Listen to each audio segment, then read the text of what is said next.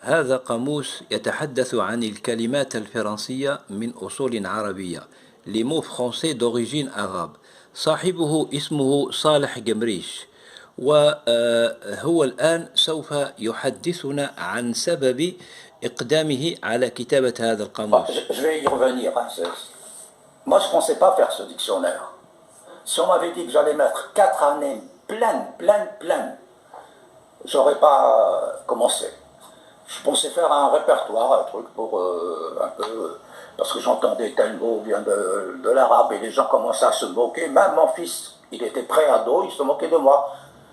Il entendait un mot, papa, je suis sûr qu'il vient de l'arabe. Hein? C'était pour me... Ah, je dis, bon, d'accord. Et plus je trouvais justement qu'on nous cachait des choses, mais j'ai trouvé aussi des étymologistes, des lexicologues qui disaient la vérité. Moi, j'ai beaucoup travaillé avec le dictionnaire de Marcel de Vic et de Gilles Ménage. Gilles Ménage, c'est le XVIIe siècle.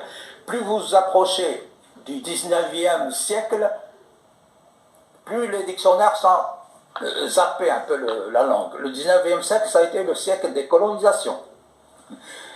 Et on l'appelait pourtant le siècle des dictionnaires, ce qui est vrai. Hein. Et le XVIIe siècle, même plus loin, 16e, j'ai trouvé des mots chez Rabelais. Et Rabelais, ce que l'on ignore, a été initié à l'arabe. C'est lui qui le dit, hein, c'est personne, c'est lui.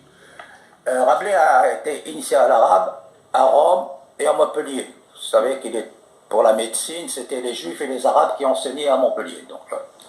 Donc voilà. Donc c'est ça qui m'a amené à faire ce gros dictionnaire.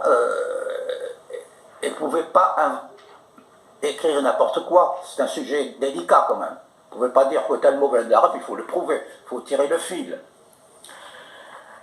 Quand Fénelon disait « Notre langue n'est qu'un mélange de grec, de latin et de tudesque », et il ajoute quelques restes confus de gaulois.